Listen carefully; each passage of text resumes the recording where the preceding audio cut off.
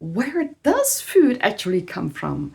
Can you pluck it from a tree, or does it somehow grow in the supermarkets and at the grocery store and things like that? And if you find fruit on a tree, can you eat it, or should you stay far from it?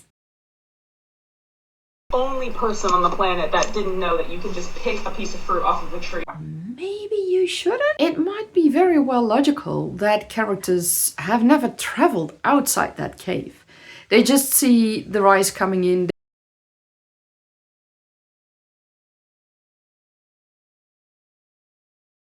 Have you ever wondered if you can eat the plums or the apples from a tree you find nearby? Or perhaps all those blackberries you find in the park when you were walking there? Maybe you can, or maybe you shouldn't. And have you ever looked at the fruit and the veggies in the supermarket or at your grocery store and wondered where exactly they came from? Now, imagine looking at the produce in your world and hearing what your characters and everybody else in your world thinks that food actually comes from. How does it grow? How is it found? How is it produced? Now, if you watch till the end, I will also have an extra bonus tip for you, so be sure to watch till the end. My name is Ilse. I am a magic-wielding dragon companion and creator of worlds, and I am here to help you on your Earth journey. And today I do that by looking at the origin of food and to see how you can transform that topic into a workable idea for your story.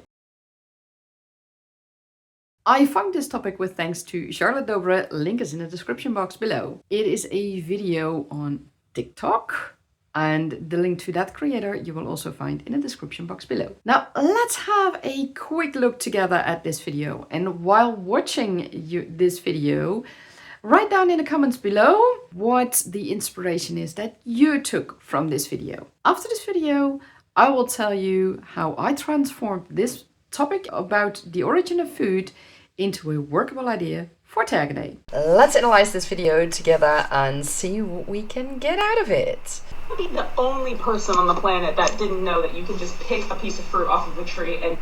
Okay, let's see. We have a character who thinks you can't pick fruit from trees and eat it, because that little part was cut out. Now, to be fair, there can be a number of reasons for this. One obvious reason, of course, is that the fruit isn't ripe yet. I mean, in that case, you'd better not eat the fruit. Another case might be that the fruit on the tree is decorational food and most certainly not usable to eat. And there's, of course, and this might be very interesting for fantasy writers, mystery writers, murder writers, etc. It's poisonous fruit. Keep that in mind. I have heard people say this before in the US, and it was confusing at first, but as time goes on, I'm starting to kind of understand why people don't realize this.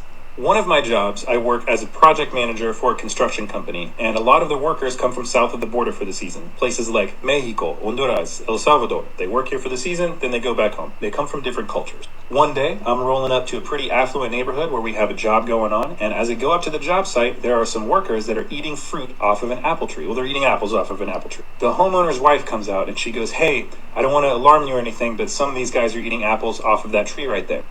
What do we have here? In addition to that first woman who told us that she couldn't be the only one who didn't know that you could eat fruit from a tree, we have a man who has worked as a project manager, and he is now confronted with people who worked for him. So there's more characters. And we have a homeowner in the neighborhood who tells him that she needs to warn him because the workers are eating the fruit from the tree. So in total, we already have 3 characters. We have a topic, so let's see what we can do with it next. I realize ellos están comiendo manzanas. So I say, "I'm so sorry, they should have asked permission, I apologize." She says, "No, I'm not worried about that. I just don't want them to get sick because those are not edible apples." I look at her, I look at the manzanas, and I say, "What do you mean? Like they're not ripe? Or like, what do you mean they're not edible apples?" And she says to me, Those apples come from a tree. You can't eat apples that are grown on a tree. Now, this gave an additional reason why people shouldn't eat apples from the tree. The trees are possibly owned by someone. Now, I've had an apple tree in my front yard and it was growing wonderful apples. They hardly could fit in my hand, so big they were. And one day I came home from work and I found all my apples were gone. It's not like they had fallen from the tree. No, they were just completely gone. Someone decided to pick my apples from my tree in my front yard. I was not happy with that. The homeowner in this case of the video, she comes with a similar reason as the first lady we saw. You can't eat apples grown from a tree. Well, I dare to say there's a serious lack of knowledge going on there. There was a lot going on in this short video. We have several characters to pick from, we have an ideal topic, and we have different point of views of the origin of the food and rights to pluck the fruit. So let's see what we can make of it. I already have a storyline and a world, so I will use my transformation tool with the set of questions that's specifically for a storyline and a world that already exists. If you want to know more about the transformational tool, look in the description box below or click on the link above to check out the video about the transformation tool. Let's walk through the 7-step transformation tool to see how I implement it in the world of Tergne and the storyline. Can this happen or exist in my world? Why or why not? And what would I have to do to make it happen in my world? This topic is something that made me think a little bit more outside of the box. I have heard people say that you can't eat fruit from trees because you just can't, because it's not food. Fruit doesn't grow on trees, right? Now that, in combination with the video I just showed you earlier, it brought me to the idea of where the food in Tergne actually comes from and what the many characters in my world think about that. So in Tergne, such an event is very well possible. And I don't need to change anything for that. Why not? Well, let's look at the next question in which I will answer that.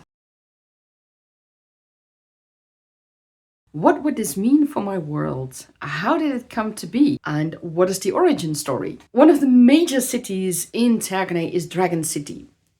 Dragon City is a city-state, and it is a city that is primarily built inside a cave. The cave is quite long, it's at least 30 kilometers, it might even be longer, and it's quite wide with the width going up to 15 kilometers at its widest point. With the setting that I have and such a large environment for that city, it might be very well logical that characters have never traveled outside that cave. They just see the rice coming in, they see peaches coming in, they see apples coming in, and they just see it in bags and in crates, and they just see that coming in. But they haven't seen, they might not have seen any trees or rice fields or anything like that. So questions like, how does it grow and where does it come from? They have no idea.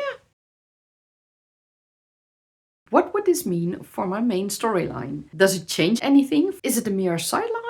Or does it influence my story in a more meaningful way? For my main storyline, it doesn't do that much. It's just a small sideline with one or maybe two of my characters witnessing a question from a few children who wonder why there are trees painted on the sacks or on the crates or rice plants painted on it. They don't get why there's a plant or a tree there, because after all it's just brought in, like the rice or like the peaches or the apples. This small sideline, however, is also something that might play in a future series that I will write, a spin-off of the Tergne Chronicles, and there it might have a little bit more influence.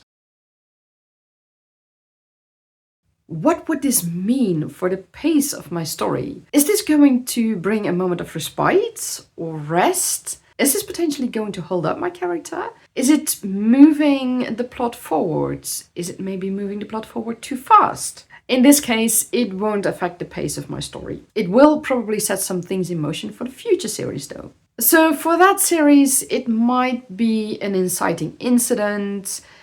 It might be just something extra in that particular series that does make a difference.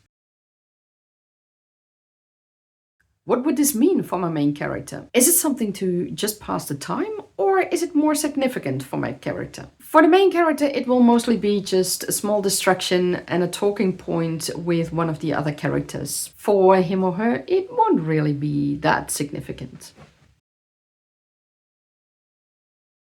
Now that we have established that it won't be that significant for that main character, let's look at how this main character does deal with it. The question, of course, is, does this character have to do something with this event, or is he or she just a witness of it? In this case, the main character will explain to the children where the rice comes from, how the peaches grow, and that will be mostly it. He or she might talk about it with one or more of the other characters, thinking it might be something that the children and possibly also the adults might need to learn more about, might need to be educated properly about.